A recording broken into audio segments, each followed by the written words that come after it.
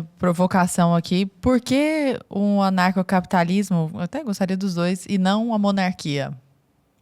Qual é a vantagem do ANCAP sobre o sistema monárquico, já que nós trouxemos o exemplo da Europa murada, que funcionava bem dentro de um sistema monárquico, porque né? se você parar para pensar, só complementando, uma família é uma monarquia.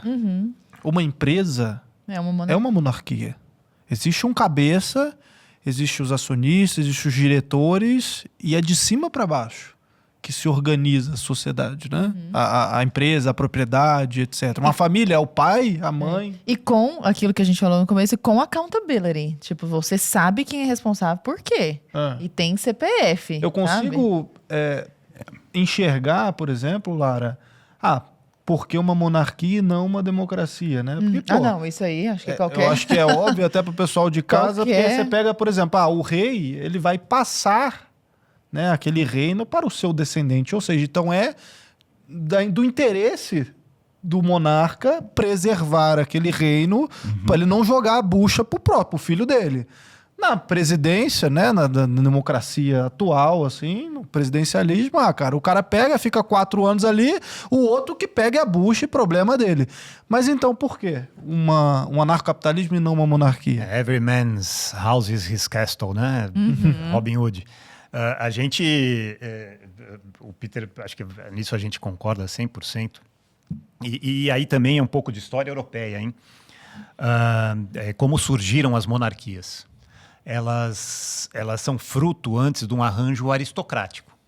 Essa aristocracia prévia que deu origem às monarquias, ela vem de Carlos Magno, que foi numa intenção de unificar a Europa. A bainha da espada, ele foi conquistando e colonizando diversos vazios que foram deixados pós-Império Romano. E essas figuras locais emergiram como uma elite natural. E no decorrer disso, vieram os monarcas, e o anarcocapitalismo, ele é dessa origem, porque essa aristocracia, ela era dona dessas terras, dessas vastas propriedades, e também dos pequenos povoados e cidades, mercado, né, que a cidade tem origem no mercado, quando a produção rural se encontrava em cidades para transacionar os bens produzidos, e assim começaram a surgir e emergir as cidades. Então, essa aristocracia que dá origem à monarquia nada mais é do que um arranjo anarcocapitalista, porque o monarca, como você bem disse, ele é proprietário daquela terra. E é muito curioso isso, porque é uma questão de incentivos, né? O monarca, como ele é dono daquilo, ele vai cuidar daquilo da melhor forma possível, porque é dali que vem o sustento dele. Aquele é o capital produtivo que ele tem. Então, a gente compara isso com um fazendeiro. Um fazendeiro nunca, o proprietário de uma terra agrícola, ele nunca vai destruir essa terra, ou vai exaurir ela em 4 anos. Porque o democrata, ele tem 4 ou 8 anos, né? O presidente eleito nas democracias, ele tem 4 ou 8 anos para exaurir absolutamente tudo, raspar o cofre.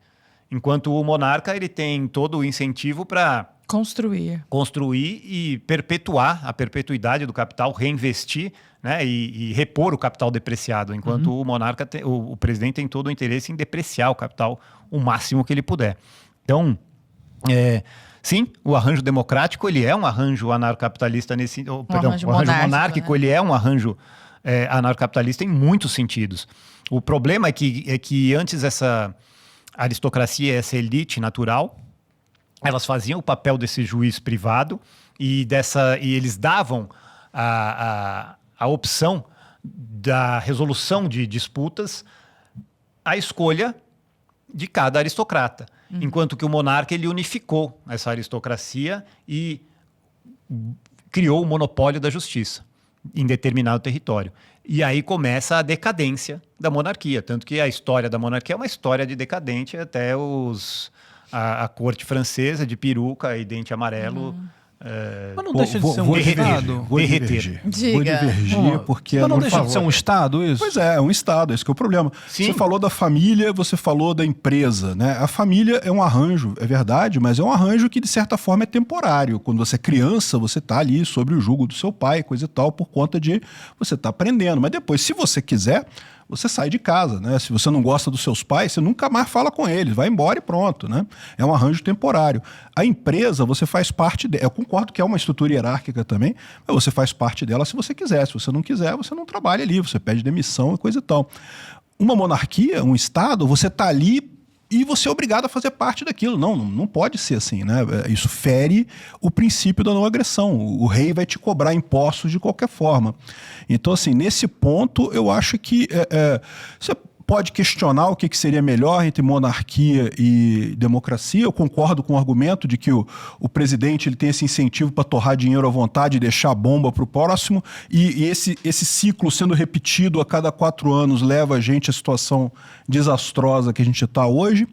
Mas tem um outro problema na monarquia também, que é o problema do herdeiro ruim, né? Ou seja, você tem aqui no Brasil a gente teve 2 ótimos imperadores, Dom Pedro I, muito bom, Dom Pedro II, excelente imperadores. Não tivemos esse problema.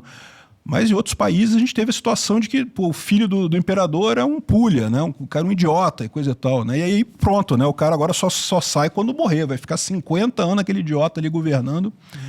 Então, assim, tem esses problemas também. Qual dos dois é menos pior, eu não sei. Eu sei que eu prefiro o anarcocapitalismo. Não, claro. E vamos aqui deixar bem claro, hein? Não tem nada a ver com essas monarquias modernas que a gente está vendo, que a gente está falando aqui. Eu estou pegando as monarquias históricas europeias e o vício delas foi muito bem. Acho que a gente até concordou nisso daí. O vício delas foi esse monopólio da justiça, né, no território. Porque, antes de tudo, os pequenos reinos que existiam, essa colcha de retalhos europeia, como ela era, como eu falei, as pessoas que lá estavam dentro disso aí, elas foram chamadas pelo monarca, né? Elas eram trabalhadoras ali dentro. Não é que eles já viviam ali e o monarca tomou conta daquilo. Na verdade, sim, o monarca, mas a grande aristocracia, a miríade de aristocratas que tinham ali, eles eram proprietários de fazenda que chamavam trabalhadores. Então, não é que eles imediatamente obrigavam quem estava ali do nada a pagar imposto, tomando território. Isso foi o que os monarcas fizeram, e aí sim a monarquia ela é um arranjo menos anarcocapitalista do que a prévia aristocracia que existia.